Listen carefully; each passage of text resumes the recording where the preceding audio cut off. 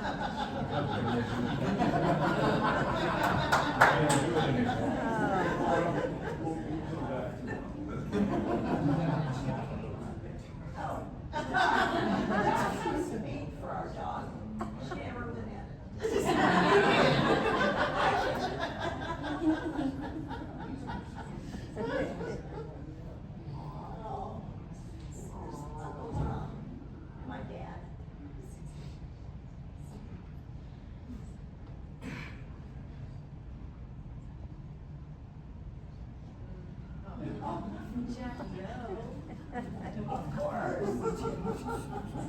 That's Susan. I did. That sun's in her eyes.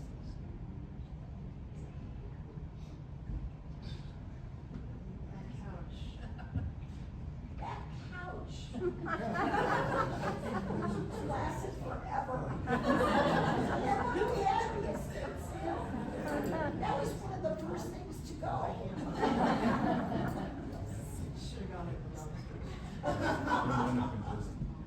Oh, yes.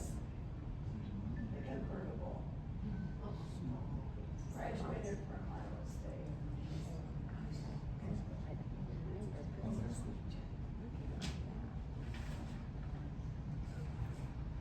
I let him do. Yes, he gave his sister away in Chile, when she got married. And, yeah. I kind of like him because of the convertible. Yep. Same here.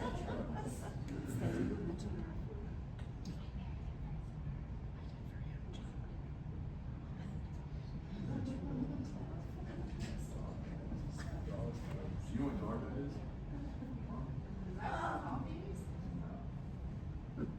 I'm not sure.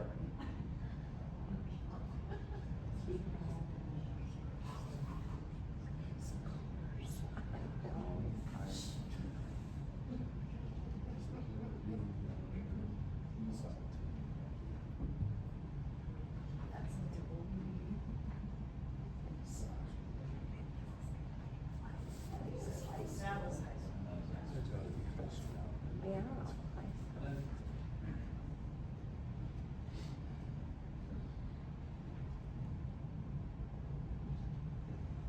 Well, thank you for gathering with us today to celebrate Paul's life and support his family. Today we will probably laugh, I think we already have.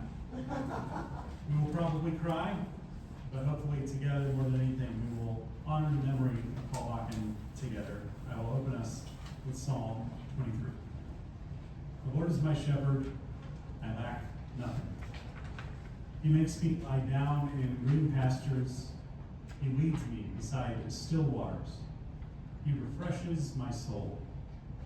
He guides me along the right paths for his name's sake. Even though I walk through the darkest valley, I will fear no evil, for you are with me. Your rod and your staff, they comfort me. You prepare a table before me in the presence of my enemies. You anoint my head with oil, my cup overflows. Surely goodness and love will follow me all the days of my life, and I will dwell in the house house of the Lord forever. I invite those who are going to share their remembrances of Paul to come forward.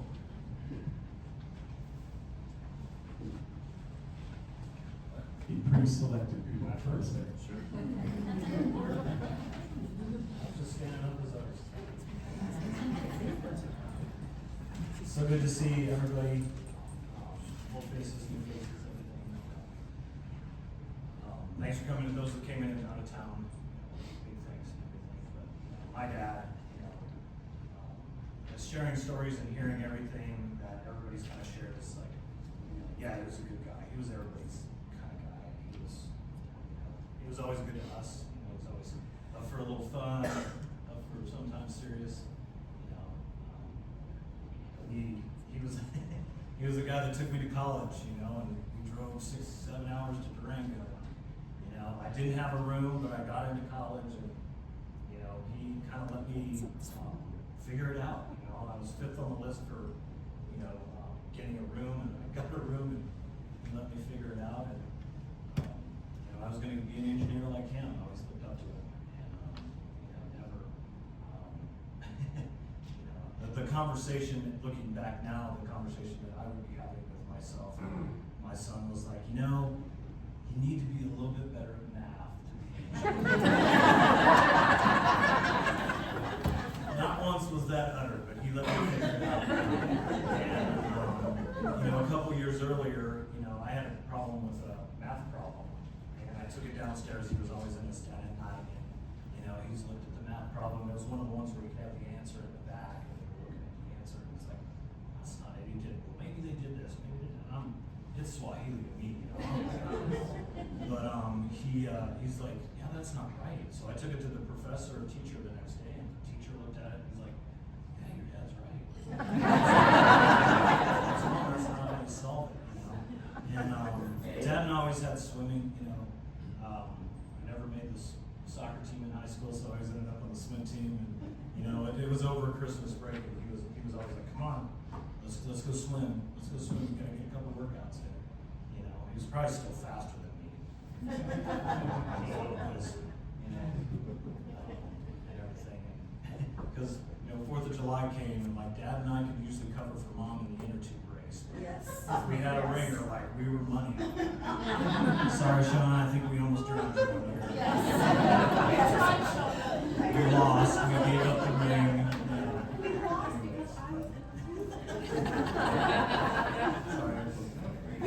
And Dad and I was in the car. I still have the 68. It's in my garage. And 92. We took the old engine out and put the a builder 350. Dad and I drove to Fort Collins, and we put the engine in. And he said, "Hey, you put the engine in. You get it running. You drive it." And we just did it a couple years ago with the boys. Put the original motor back in. We always had it and stuff like that. So we always had that. I remember. We got the builder, the engine we got from Fort Collins. We put it in and got it. Dad's like, okay, start it up, and that thing shot a flame out through the carburetor. And Dad and I just kind of looked at each other. And we went to work the next day, and he talked to his friends, I talked to my friends, and we both met that night. And he's like, the distributor's a tooth off. And I'm like, yep. We both got our clothes on. Brody clothes went out, rotated the distributor, and got the car running, and it ran for 30 years. You always have that. Sorry. Thanks to God for everything. Thank you.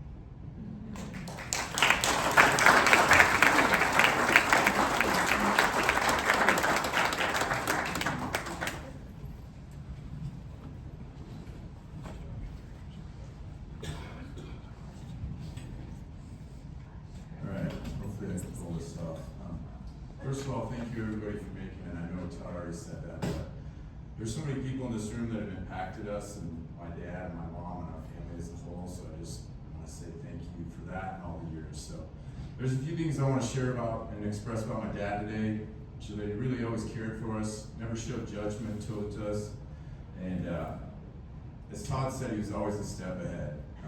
He knew he was right, but the care and the welcoming approach with us, and never judging me, as we'll get into here in a minute.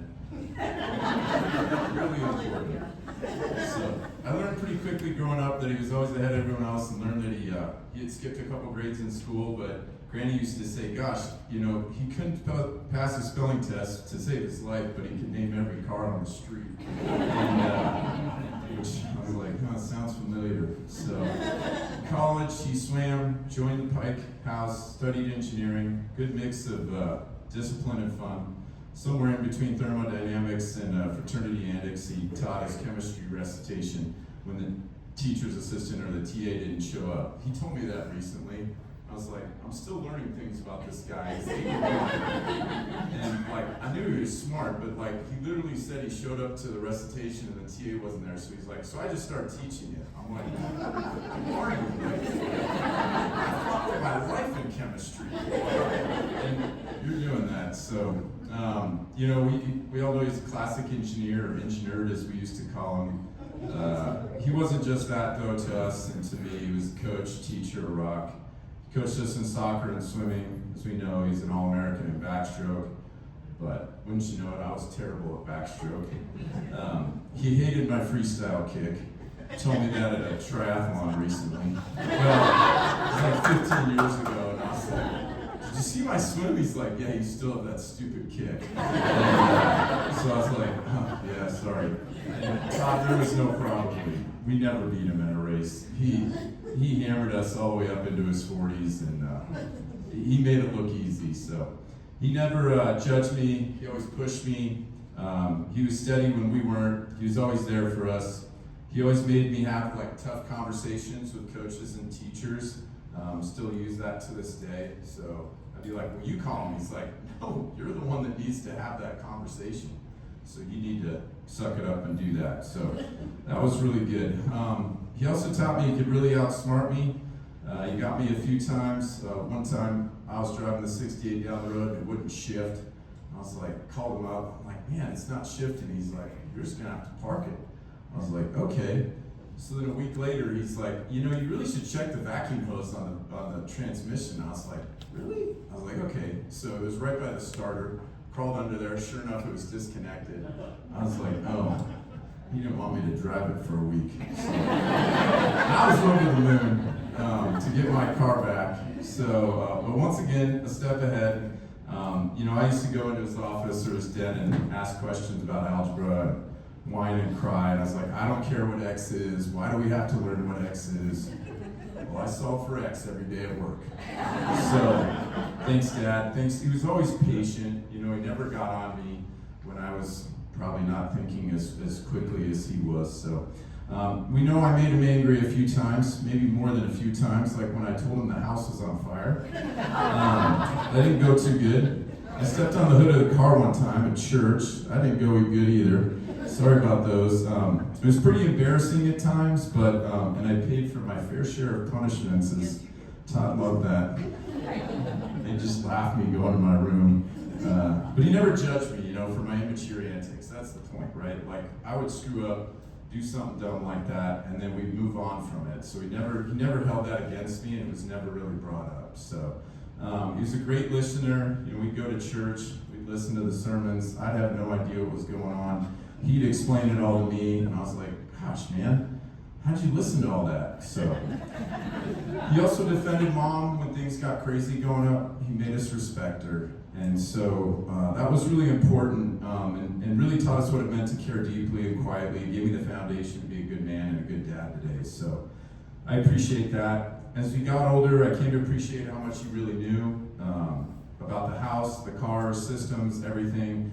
If there was something broken or didn't work, I could call him up and he'd have the answer. He'd just be like, oh, yeah, the wire's crossed. And I'd be like, okay. The light bulb keeps burning out and I can't figure it out. It's like, well, that took him about a tenth of a second. He's a little bit thrifty. In a little argument, he debated IRS withholdings like they're a competitive sport. Managed to cheat on his eye test to avoid getting glasses, unlike Luke, who tried to fail the eye test to get glasses. But behind being thrift, he was teaching us something better, the value of a dollar, you know, the importance of accountability, and really how to think, right? So there was no judgment there, but it was like we had to learn on our own pace, and there was never any judgment or pushing on that. And so then, I was in the algebra class in 7th grade. I had retake it in 8th grade, and I was like, oh, this all makes sense. And so, but he never held that against me. So that's what I thought was important, and then carried that on. And when anybody came over to the house, it was like we knew we were going to have a good time. We could pretty much do anything just short of breaking the law, and there was no judgment. I might have broken the law a few times myself. From swimming to lifeguarding, from algebra to life, he prepared me for ways in the world which I didn't recognize always. But now in hindsight, it's really important. So if I could picture him now, he's probably at the gates of heaven with Verlin Bell and Uncle Tom, surrounded by all his four-legged friends, probably talking about engines or how to save weight off the car for a trip to Iowa. So anyways, he was one of a kind. He taught me, he listened, he loved, made us laugh, great sense of humor, and made us work a little harder to figure out things on our own. And for that, and for everything else, thank you, Dad. I appreciate it.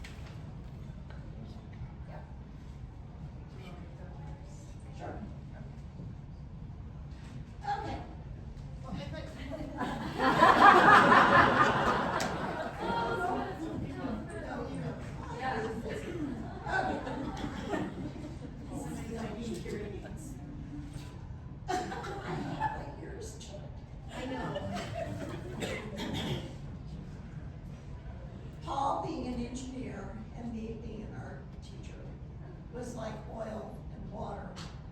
But we made it work for 57 years.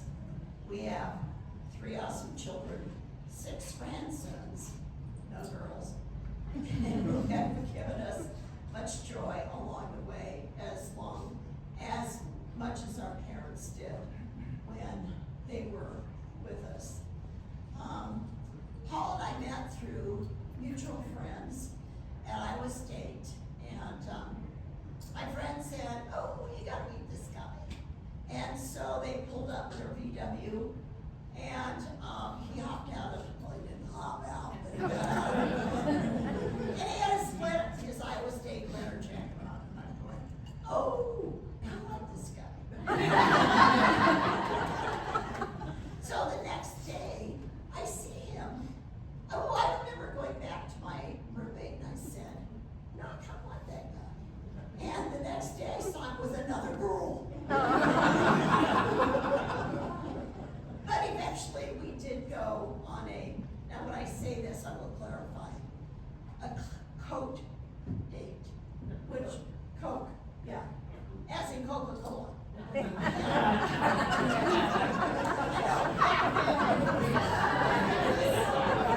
Yes. Anyway, we eventually, of course, got married, and when he came home from the hospital the night before he passed, they delivered him at midnight.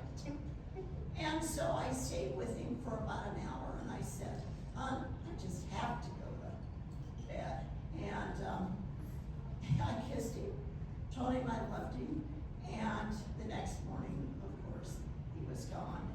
But, we had good times. We really did. And thank you all for being here. He would be so pleased, because at Christmas time, should I tell? Yes. Okay. At Christmas time, I said, why don't you, he was in the facility and I was still in our condo. And I said, why don't you come spend a few days with us in the condo for Christmas? Yes. And he goes, nobody likes me there.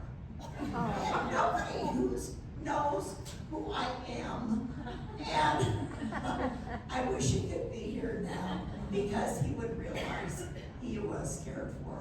And after people would say, "How's Paul? Where's Paul?" Anyway, Even the ladies at the nail salon. yes, Yeah. yes, yes. Where's Paul? How's Yeah, Paul? how's Yes. So anyway, we were blessed to have that time together, and thank you all for being here. And he would be pleased. He would know that people do care about him.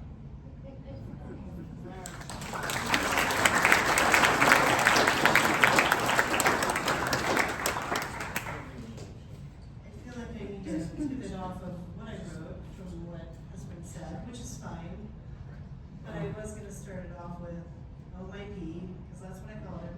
He was my Pee-wee. How much I'm gonna miss you. And I know Todd and Chad can relate to this, those random calls during the day. At the most inopportune times. But regardless, I'm gonna miss the, oh, hey, what are you doing? Well, Dad, I'm working. Oh, what day is it? Well, it's Wednesday.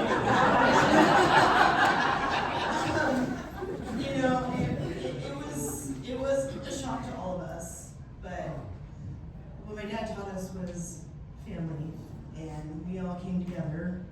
We all hugged and cried that morning, and of course, in true Bakken fashion, we made light of the situation, and I know he would be so proud of all of us, because that's what he taught us. And, he always encouraged us to be involved, whether it was sports clubs, music, whatever.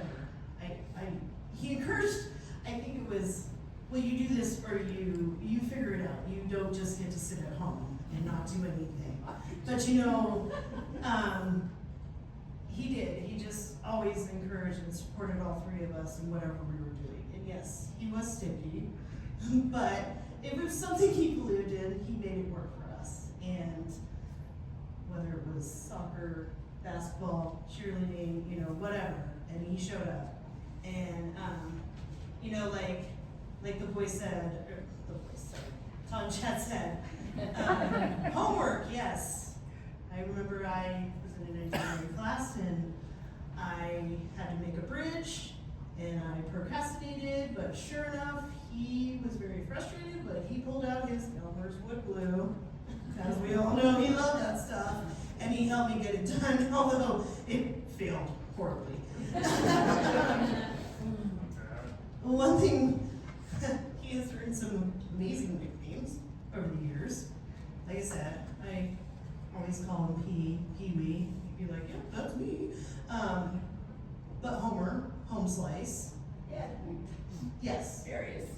I think Chad came up with most of these, but I have to bring up the story, which I did talk to Chad about. He became the lyrical gangster one day. And if you know the song, it's called The Hot Stepper, the lyrical gangster. And as you know, he's a car enthusiast, and we actually would take trips to go test drive cars. Not to buy them, just to test drive them. And he had his Lexus LS400, and of course, we knew we could probably test drive any car we wanted. That particular morning, my dad actually was in the back seat, and I was in the front seat, and Chad was driving. I think Chad was changing the CD in the back of the car, and it was Dr. Dre. And if you know the song, it's Let Me Ride in the beginning of the song, and Pardon, it starts off, and, well, let me rephrase that. He reached up to the front to put the song back to the beginning of the song, not realizing the beginning of the song starts with biatch. And he threw himself back, and I was like, oh God. And on the car, he goes, he looked at me, and I was like, oh God. And I was like, what happened? And I told Chad, and he laughed about it. But then all the way to the car dealership, my dad, in his gangster way, did start rapping, had his own.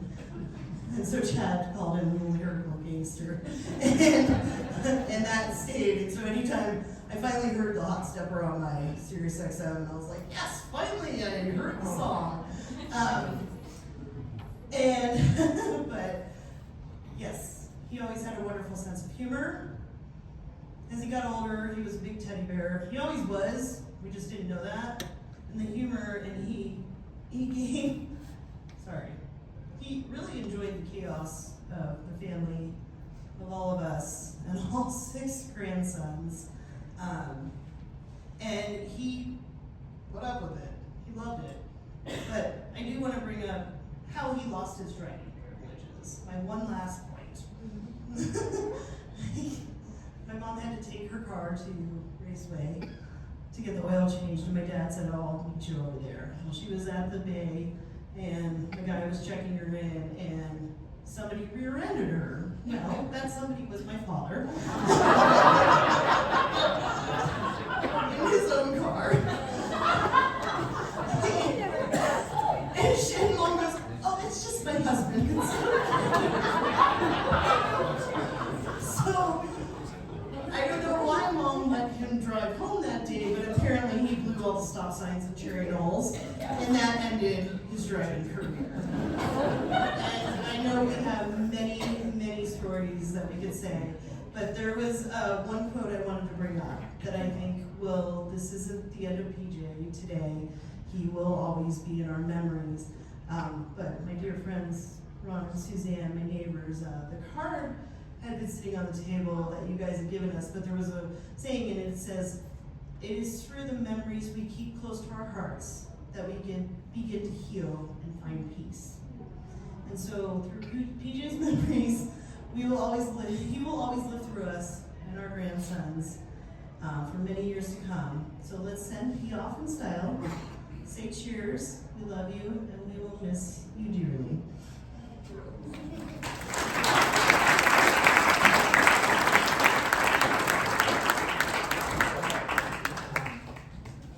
I have 4 brothers, unfortunately. Yes. I was the only girl. And so, anyway, unfortunately, my older brother Tom passed a month ago. And so he graduated from Iowa State also. Both engineers, Paul and Tom. And I am sure they are up there planning how to build a go-kart or fix something. So, fortunately, I have my 2 brothers, Dave and Jim, here that want to say a couple things.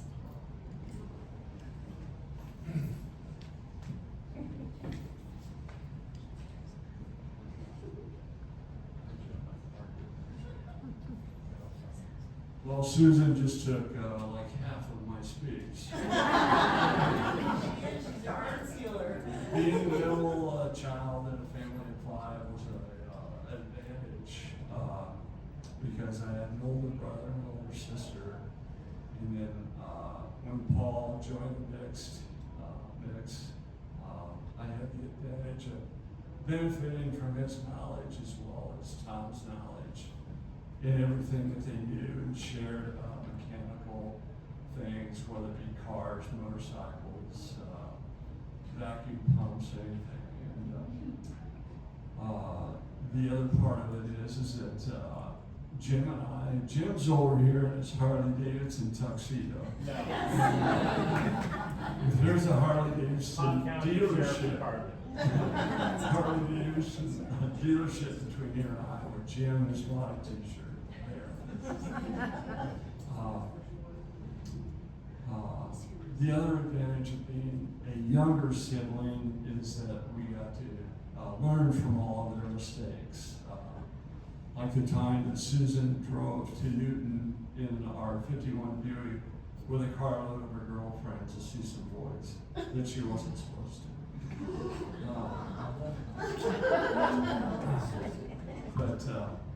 We ran out of gas.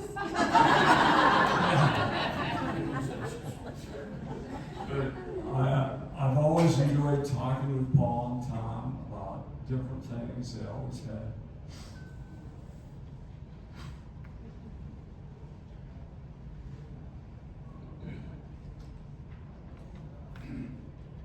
he always had answers for him. And, I'd just like to say thank you to Paul, Chad, and Todd for everything. Thank you. Thank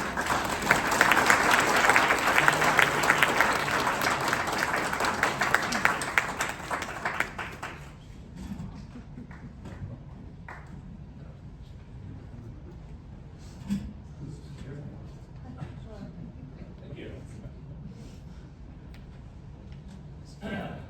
Yes, he's right, I'm Jim. Yes, I own a Harley t-shirt or two. I also own a bunch of Harleys. Remember that, not one, three. Three, I think. Anyhow, in 1968, Paul Bakken came into our life, and, gee, I didn't think I was getting emotional, but anyhow, he came into our life, and he wanted to meet everybody in the family, personally. Me, Katie, Tom, Brett, everybody. And he paid attention to what we were like, and what we liked, and what we did, okay? And he really put a lot of effort towards that and stuff. So, anyhow, fast forward 6 years to 1974. I showed up at Bakken's doorstep because I was being stationed in Fort Carson, Colorado. Chad was just an infant. Todd was what, 5, 6, 4, 3? So guess what they got? They got a built-in babysitter. You'll get my bill later. Don't worry. But no, they welcomed me in for a year and a half that I was out here. Everybody else that was involved with it and stuff. And it was very welcoming that somebody took an interest. You know, I just figured, oh, he's gonna marry my sister, be gone, elevator, you know. Paul Bakken wasn't like that and stuff. So, but no, oh, and yes, the rumor about Chad falling off the changing table is true. I'm sorry, it was my first diaper I'd ever taken. Thank you.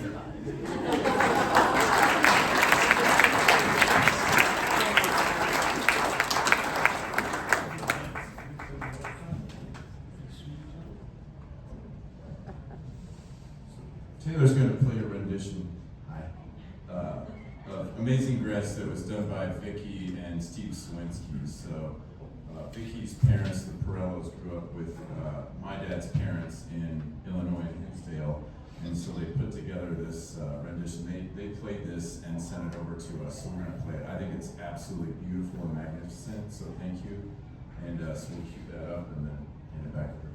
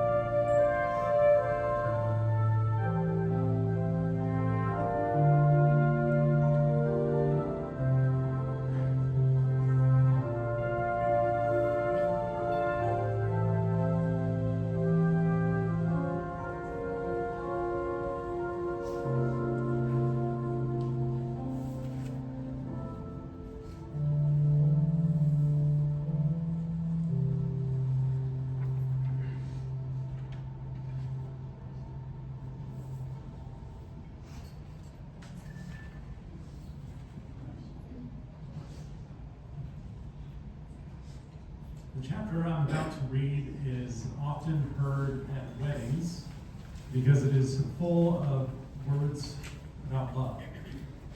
But this chapter is also relevant at the end of someone's life because it also talks about what truly lasts. I encourage you to listen from that angle, what truly lasts. From the Bible, 1 Corinthians chapter 13. If I speak in the tongues of men and of angels but have not love, I am a noisy gong or a clanging cymbal. If I have prophetic powers, if I understand all mysteries and knowledge, if I have all faith so as to remove mountains but have not love, I am nothing. If I give away all I have, if I deliver up my body to be burned and have not love, I gain nothing. Love is patient and kind.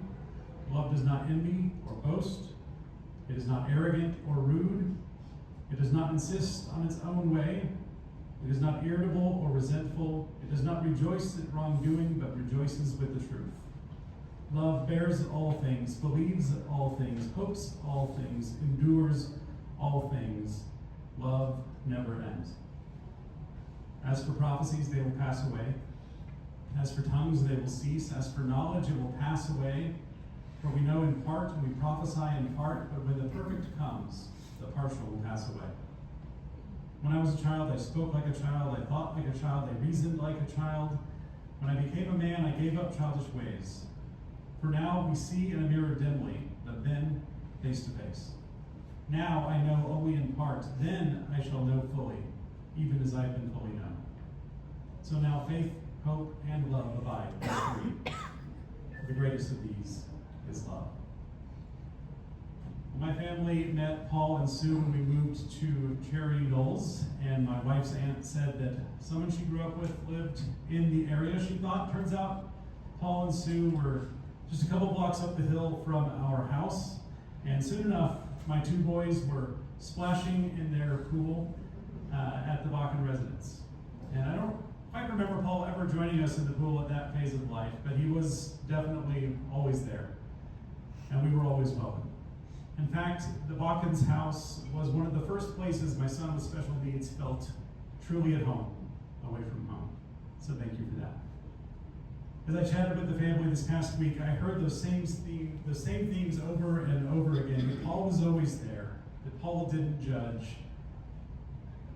Paul and Sue's house was a welcoming place for friends, for family. There for math problems, there for engineering challenges, for swim meets, for 57 years of marriage. He's always there. But where do we go from here now that Paul can't be there anymore? What's left? Well, we just heard about what lasts. In the Bible passage we just heard, there are three things that last. The first is faith. Now, I was a Presbyterian pastor for many years when we met. Now I lead a group of geeks that do know how to solve for X. So I place my foundation of faith on the love of Jesus. That's what lasts and sustains me. But Paul also gave plenty of other values that we can carry forward in faith. Value of the dollar, we've heard about that. Value of hard work. Value of showing up for friends and family. These values last. The second thing that the Bible passage that lasts is hope. Now, sometimes hope might need a little encouragement for a while to make sure it lasts. But how you create hope is with the greatest thing that lasts, and that's love. Paul can't be there anymore, but you can be there for each other. Hope on its own can fade, but in the presence of friends and family, hope grows. In the presence of love, hope thrives. So please tell your stories of Paul in love. Tell your stories together. That's when you'll feel him being there again in your heart. Amen. We bow with me in prayer and join me at the end in the Lord's Prayer. Lord God, thank you for gathering us together today. I'm so grateful for all the people who have come to honor the memory of Paul, to support Sue, to support his children, his grandchildren, a testament to a life that left an impact on so many people. So God, help us to remember Paul's life, to treasure him in our hearts, and to carry forward those things that last. And hear us as we all join together in the Lord's Prayer. Our Father, who art in heaven, hallowed be thy name. Thy kingdom come, thy will be done, on earth as it is in heaven. Give us this day our daily bread, and forgive us our trespasses, as we forgive those who trespass against us. And lead us not into temptation, but deliver us from evil. For thine is the kingdom, and the power, and the glory, forever. Amen. thank you for joining us today. We encourage you to grab some food after this, and of course, come and greet the family and share those stories in love.